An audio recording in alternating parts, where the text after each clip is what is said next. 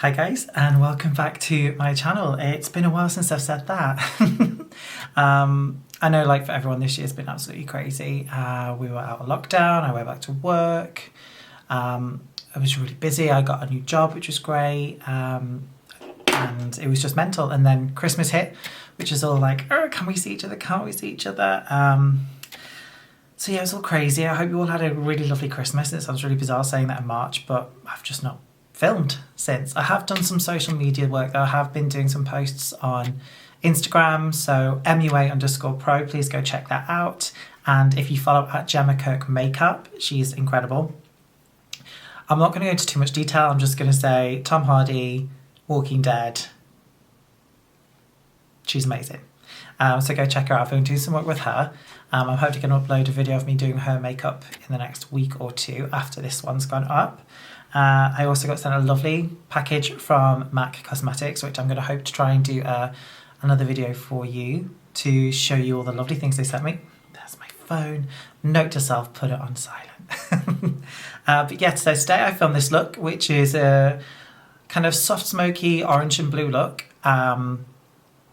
And I also tried out a new foundation, which is the Revlon Colorstay Full Cover. Now, I might not be new to the market, but it's new to me. So far, so good. I actually really like it. It's a matte finish. So I always used to be scared of matte foundations, thinking they're going to make my skin look really, really dry. But with the skincare and primers that I've put on and the amazing MAC Fix Plus Magic Radiance, it doesn't look too bad, but the cover is really nice. And for full coverage, I don't think it looks too heavy. I mean, I always have a problem up here anyway with the wrinkles, but other than that, not too bad. So yeah, if you want to see how I create this look, stick around. As always, like and subscribe. It'd be great for you if you could do that for me. Hit that notification bell so it lets you know when I upload a video. Go to MUA_pro, follow me on Instagram. That's where I upload more content because it's quicker and easier. But you'll also hopefully get a little bit of a sneak peek of what's to come video wise, and share the video.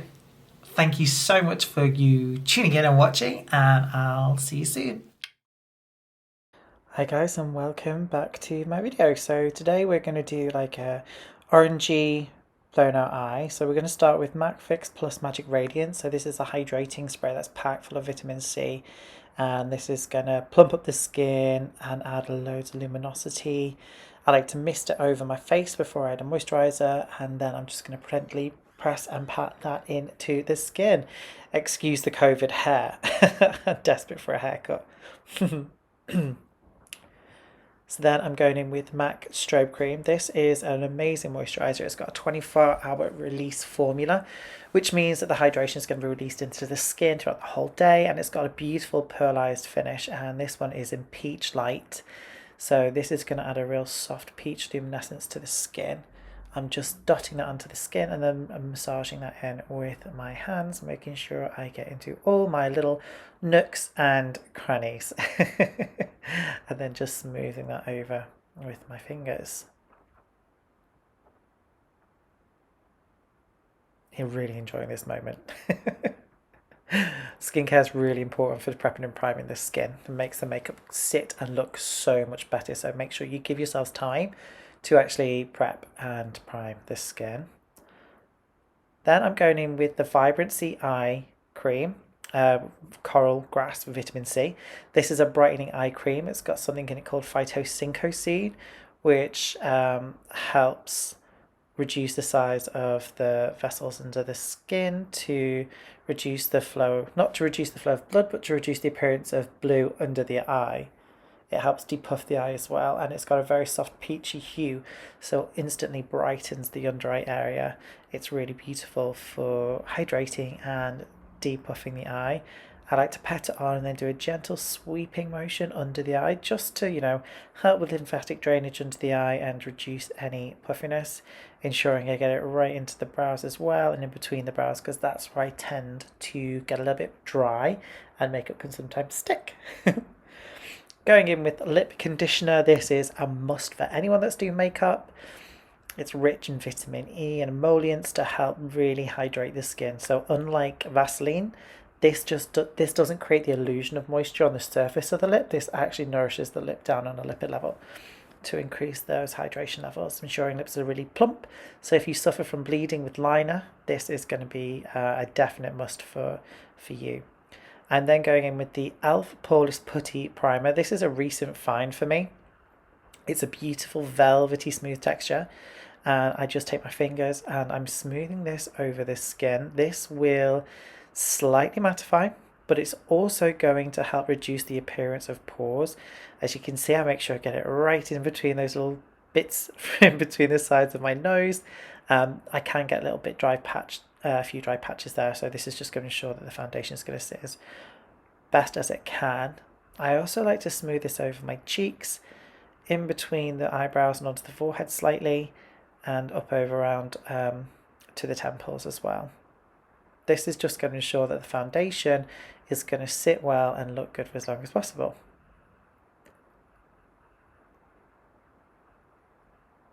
Priming is really important, guys. Okay, going in with the eyes. So I've got this lovely Paint Stick Pro palette from MAC in the products they sent me. So I'm going in with this yellow and this orange kind of colour. The aim is to, I actually use the white as well, and I'm going to try and create more of like a peachy tone. So these are going to be used to create the base. I'm taking a fluffy Morphe brush, dipping it into the orange colour. I'm going to start by gently sweeping this all over the lid. I'm going in a sideways motion, but then I'm going to change it up and go into a circular motion. I'm going to take this right into the inner corner and buff and blend right up through the socket line of the eye. Because I've got more of a deep set crease, I have to take colour a little bit higher. This is just going to ensure that when my eyes are open, you're actually going to see the colour, and it's going to give my eye a little bit of dimension, which is what we all want.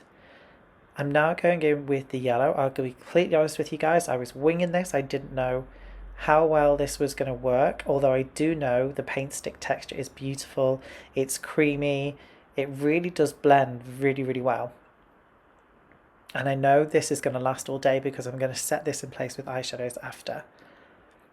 When it comes to placing products on the eye, play around with products and shapes and get to know your eye shape as well, as to what feels comfortable for you and what look you're trying to achieve with it. I'm just going in here with some of the white because I wanted to dilute that orange and the yellow to create a bit more of a peachy tone, although I do want the orange to be visible once it's done. I'm blending this right up to the brow as well. Again, because of my eye shape, I need to give the illusion that it's more of a, there's more lid space than what there actually is. With my makeup application, it's all very organic. I don't over plan it. I just kind of go with the flow. I go with what feels comfortable. I know there are some Instagrammers and YouTubers that are really precise with their application, and that's great for a particular kind of look, but because we're going smoky and blended, relax and let it flow. So I'm now going on to the other eye, and I've actually created the colour I wanted to create on the other eye, on this eye. However, I am going to go in and add a bit more of the yellow to make it match, and I do go in and add a little bit more white as well, because I want that soft peachy tone. If you haven't checked out Morphe brushes, I suggest you do, because they have such a wide variety of brushes at really affordable prices as well. So here I am in a circular motion, just again blending that through the socket line. If you have got a similar eye shape to me, or you feel you've got a hooded crease, you know, be brave, take that colour a little bit higher than what you think you might need to, or what you might feel comfortable with. Because then you'll find you'll see the colour more when the eyes open, but it won't be too heavy, and it won't be too reminiscent of the 80s where colour was taken all the way up to the brow in a block. This is slightly different because we're blending it out. We're not taking block colour right up to the brow. What I do in between applications is just take my brush on a clean towel and I remove any of the excess previous products, so when I come to blend, it's a little bit more seamless. I'm now going in with the Morphe 3-5 XO palette. I think it's called Natural Flirt. This is a beautiful palette. Obviously deciding which colour to go for. So I've decided, and I'm going to go for this soft pink, just to add a little bit of warmth to the eyelid. Again, using the same fluffy brush, I'm just going to sweep this over the actual lid, and I'm going to take it up and through the socket line, and it's creating this gorgeous peachy tone. These are all colours with the same undertone, so it's going to work in harmony with each other to create a really beautiful, soft, blended look. I know at first it looks a bit bright and bold, but once you've added those layers of eyeshadow, it really does bring it into a beautiful, beautiful colour to wear on the eye. This would be a great combination if you have blue eyes. Orange and blue are opposite each other on a colour wheel, so they are called complementary colours. When you have a blue eye, if you wear anything with an orangey undertone like a coral, whether it's eyeshadow, blusher or lips, it's really going to make your eyes pop and make them look really, really blue. Again, I'm just going in and repeating this process on the other eye.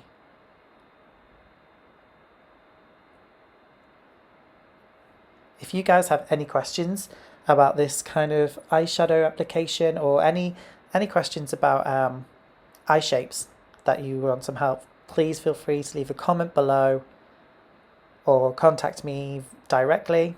My Instagram will be linked in the comments section below, so feel free to give me a follow or drop me a DM, or you can find me on Facebook, which is John O'Nien's Makeup Artist Pro Northwest. So I'm just finishing blending those shadows together. I'm loving this peachy tone that they've all created, and the paint sticks are such a beautiful base. They really allow the eyeshadow to blend and melt into it smoothly and seamlessly. I'm going with the 3503 palette, which is again by Morphe, Fierce by Nature, and I wanted to deepen it, so I'm taking this deeper orange and I'm also taking that deeper peach tone and applying that in a very similar way to I did to the soft pink eyeshadow. What's going to happen here is that soft pink is going to act like a transition colour now, and that's going to help this brighter orangier peach colour seamlessly blend into the paint sticks and the eyeshadows that we've already laid down. We want to create an illusion of more depth around the eye socket to make it look a bit bigger and a bit more space on the lid, so we take it higher than what you might feel you should, so we're taking it up and through the socket line. This is going to give the illusion that we have more eyelid space and our socket line's a little bit higher than what it actually is. And although this is a blended eye, it is going to be slightly smoky. Don't be scared of the word smoky eye. It literally is a technique as opposed to a selection of colours. You don't necessarily have to have black and grey and white. Smoky eye can be achieved with any colour combination. It's the style and technique of the application. Going in with MAC 224 brush, I'm going to take that lighter peach and I'm going to use that one to soften the transition from the socket line up to the brow, adding a little bit of warmth. So although we're taking colour right up to the brow, it's not a block colour, it's more of a gradient of colours. So it doesn't look overpowering. We are going to go in later on with more of a shimmery highlighter under the brow bone as well, just to define the brow shape and add a bit of texture and definition. I do love a big fluffy brush, and a blended eye is so easy to wear regardless of eye shape. So if you haven't tried the smoky blended technique, I suggest you give it a go. It's super fun, super easy, and you could use any colour combination with this technique. It doesn't have to be these colours that I'm using in the video. These are just the colours I felt. Now to bring in the contrast, and the complementary colour, I'm taking a MAC Eye crayon in a blue, and I'm just lining my waterline. And I'm also going to use this to define the lower lash line as well and smoke it out slightly. So making sure I get it worked into those lashes and then along that lower lash line.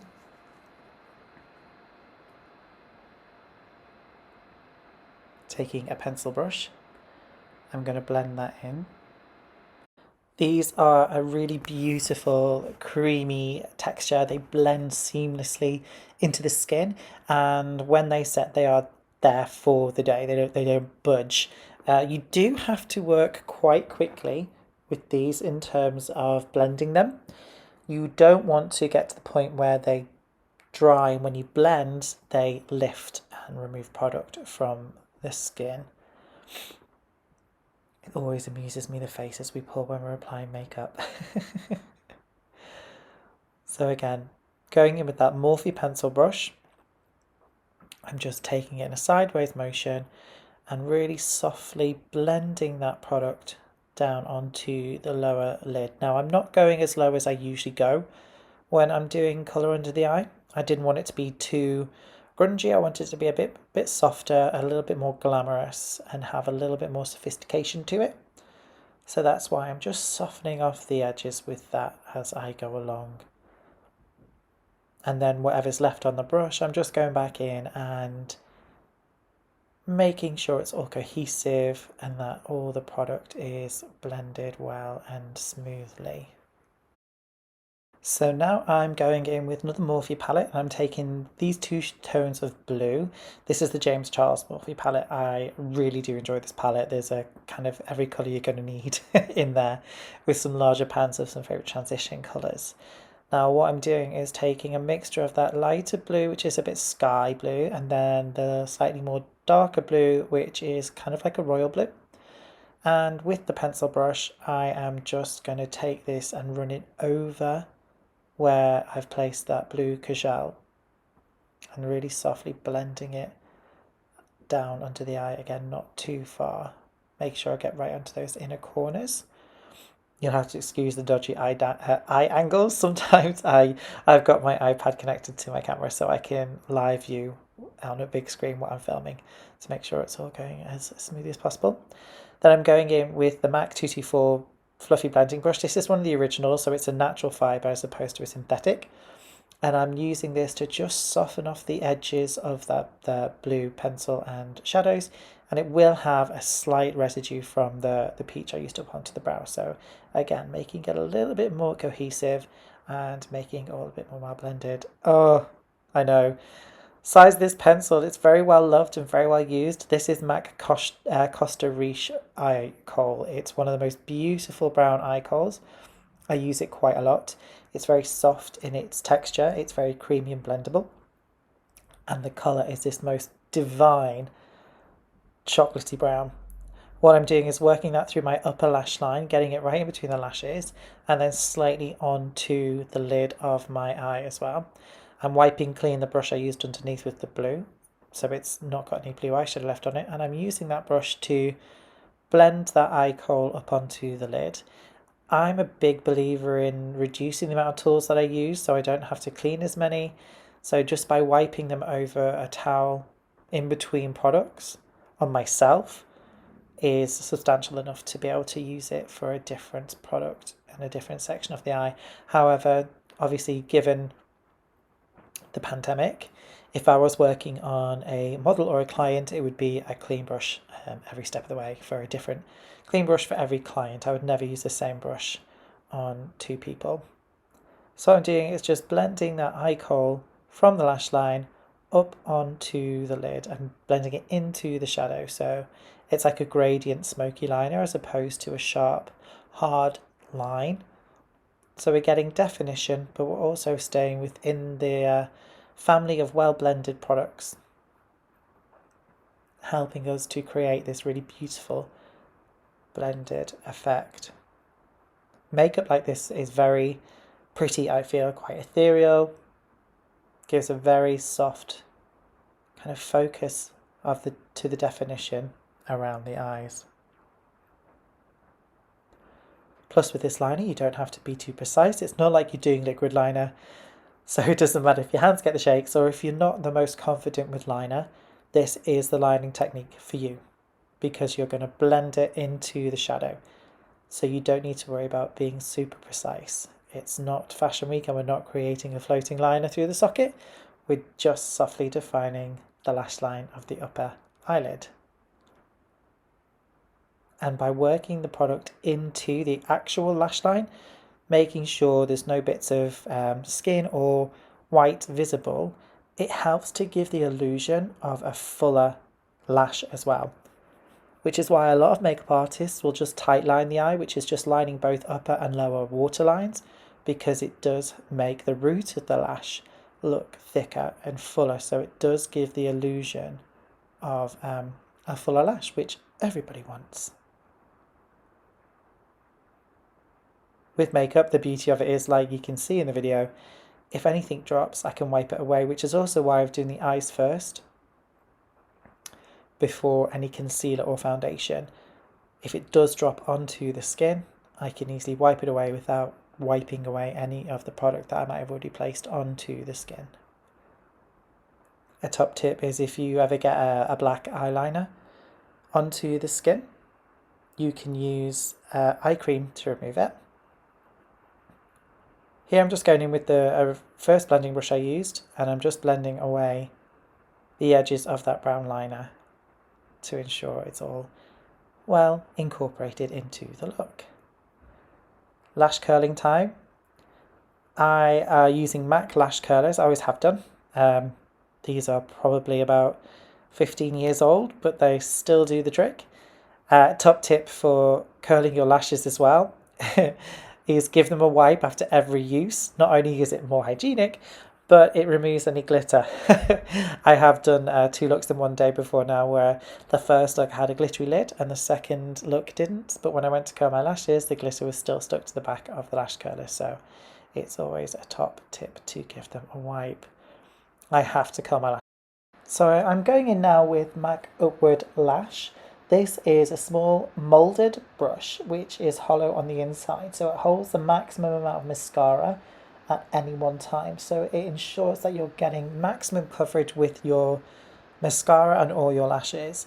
Now, I tend to style my middle lashes forward, my outer lashes outwards, and then my inner lashes in towards the face, because that's the way they tend to naturally grow, as opposed to all one way. However, if I was doing more of a winged out eye makeup with a winged out liner, I would probably use the brush to style my lashes outwards towards the outer side perimeter of the face to give it a little bit more of a feline feel. So after that, I'm going in with one of the Kiko water shadows. These are literally look like water on the lids, and I'm just taking a My Kiko Fluff and Buff brush and I'm working that all over the lid. These give a really beautiful foiled effect to the eye and the skin, so a touch of glamour is perfect. Now this is the foundation that I'm trying out. It's the Revlon Colorstay Full Coverage Matte Finish Foundation. I've not tried this before, and like I said, I usually tend to stay away from matte finishes for fear that it's going to make my skin look really dry and the coverage might be too thick. So, but I saw this in Superdrug and they had an offer on where it's 3 for 2 on cosmetics. So I picked up my Revolution Super Dewy Tinted Moisturiser, and I picked up a Maybelline Cheek Heat Gel Blush Tint, which you're going to see in another video.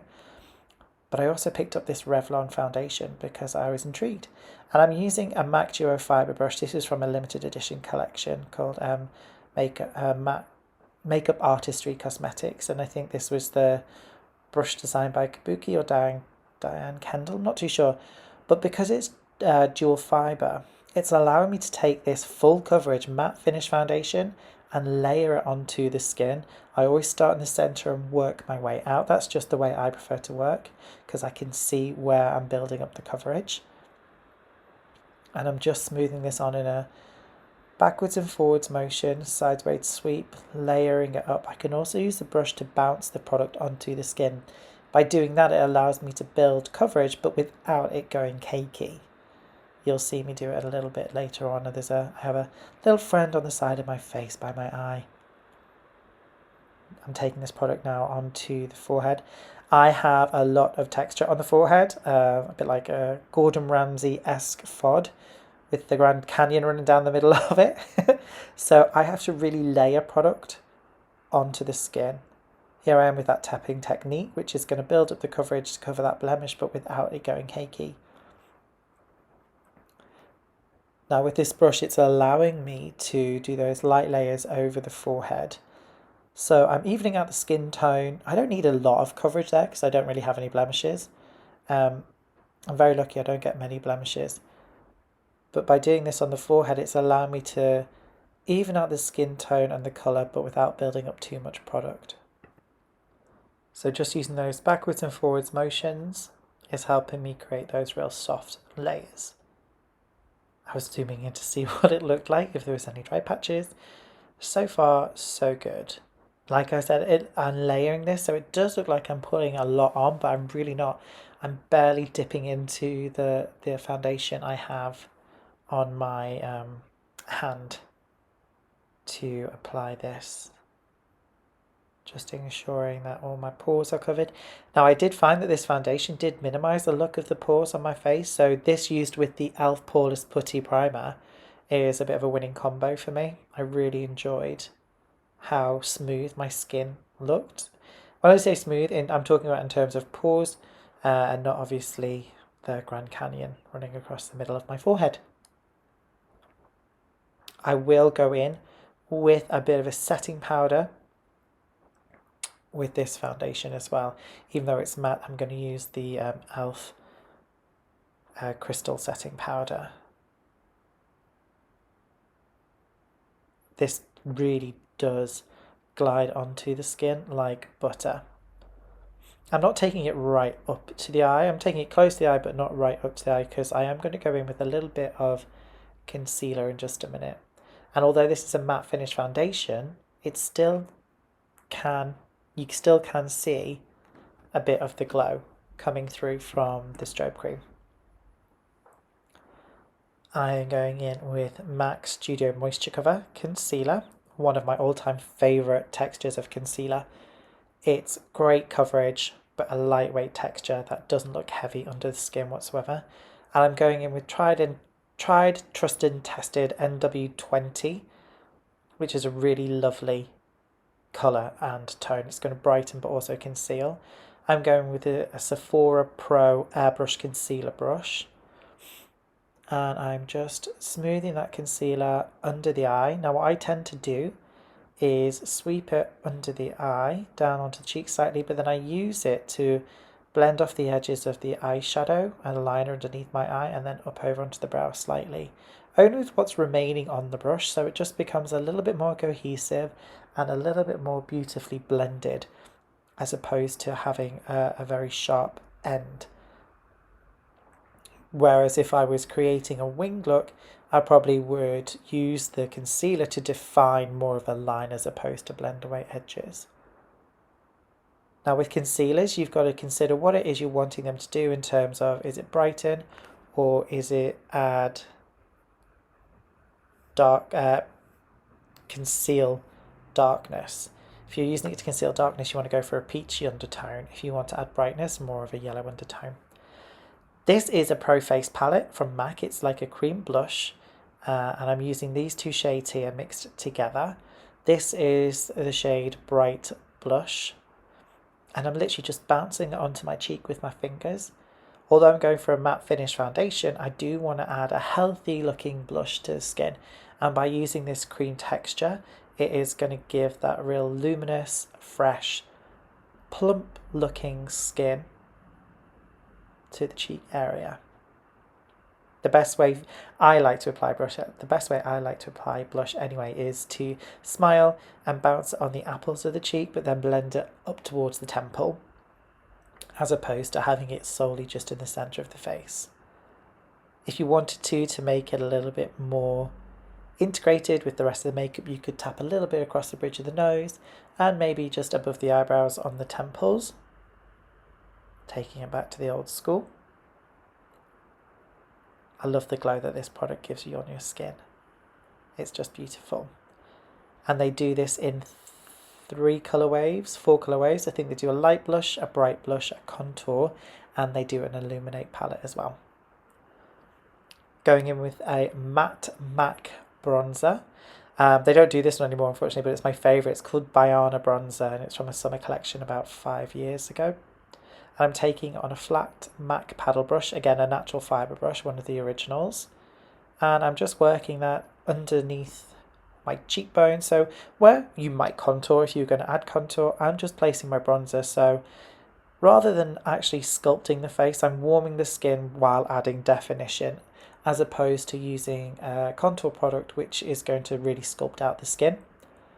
There are a lot of different views on this. A lot of people say not to use bronzing to sculpt the skin because it's a too warm of a tone, but if you're using it in a way to add warmth and bronzing up the skin, then it's absolutely fine to place it where you would place the contour. Whereas, say for example, if you were backstage at Fashion Week and you had to contour, you would go for something a little bit more cool tone that looked more like a natural shadow found on the skin, as opposed to something too warm or too orangey, because then it becomes more makeup, which is sometimes, you know, not always the look that's required when creating a look for Fashion Week. But for everyday beauty, it's perfect. I'm going in with the E.L.F. Crystal Setting Powder, taking a flat My Kiko powder brush. This is the best powder brush ever. I used this a lot backstage at Fashion Week when I was with MAC. It allows you to precisely powder, as opposed to just patting powder all over the skin. You can be really precise with your placement. So I'm really mattifying down the sides of the nose, the bridge of the nose, in the inner corners where I can get a bit shiny, in between the brow, and just slightly up onto the centre of the forehead. By doing this, it's going to naturally make the luminosity of the rest of the face stand out. And I'm making sure that I don't go over too much of the blush that I've laid down, so I don't lose that lovely glow. Speaking of which, I'm now going in with the MAC OG Soft and Gentle Mineralized Skin Finish.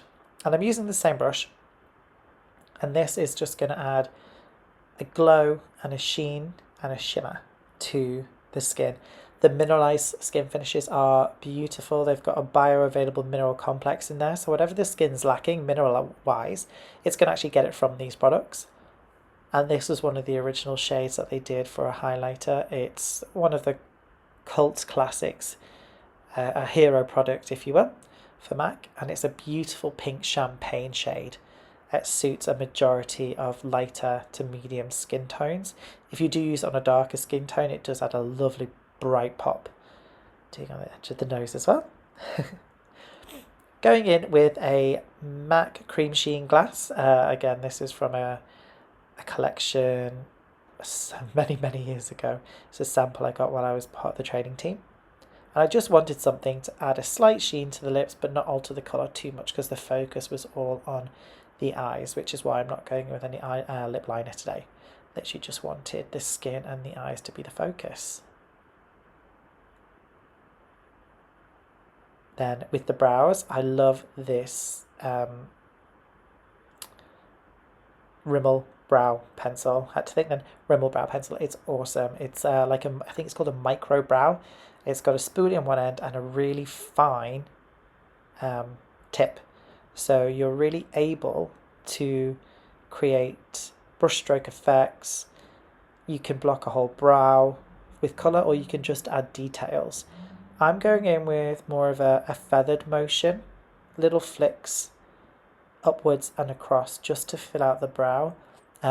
Excuse the brows, they are lockdown brows and they need some loving and attention, but obviously everywhere's closed. So if anyone knows of any amazing brow people in the Ellesmere Portchester area, hit me up, let me know who's best to go to so I can get these mammoth brows seen to, sorted and groomed to perfection. I think this colour is, I think it's the medium dark brown. I don't think it's the darkest brown that they do. Obviously my brows still have quite a lot of colour compared to my hair, which is, as you can see, on the greyer side. But there'd be no point me using grey through my brow because it wouldn't make any definition. It would actually make them just look a bit ashy as opposed to adding some shape. So again, I'm literally just filling in any blank spaces, trying to even out the brow shapes. They are sisters, not twins, so it doesn't matter if they're not identical, but they need to look related. I'm not a brow pomade person for myself, although I do use brow pomade on models and clients, depending on what their brief is really. Another MAC OG, going in with a 239 and nylon eyeshadow. I'm going to take this little eyeshadow brush and place it just under the brow. This is going to add definition to the brow shape, but also a little bit of a luminous glow onto the brow bone, giving the whole look a little bit more structure. So by adding a metallic on the lid and slightly under the brow, it makes the matte in the crease a little bit more defined. So like what I was saying earlier on in the video, I have a deep set crease, but by adding a metallic here and on the lid and leaving the crease that I've created matte, it makes it a little bit more defined. The illusion stands a little bit more, stands out a little bit more. So the fact I've created a higher looking socket line, or the fact you notice my socket line at all, thanks to the different textures. Placing a little bit of this on the inner corner just to enhance the space between my eyes, make them a little bit wider, a little bit brighter. So by putting a reflective shadow there, it kind of pushes the eyes away from each other to give the illusion of them being further away. So if you've got closer eyes, this is a real good technique to use. And then just finishing off with a spoolie, combing through the brows again.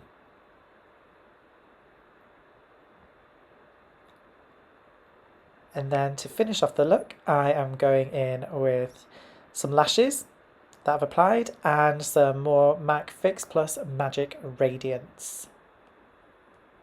This is a great finishing spray because it's just going to add to the luminosity. Although it's going to stay matte, the luminous areas are going to stay luminous, and voila! As always guys, thanks for tuning in and watching. Go follow my Instagram, which is MUA_pro, where you will see sneak peeks of pictures and upcoming videos and we can interact. Until then, stay safe and I'll speak to you soon.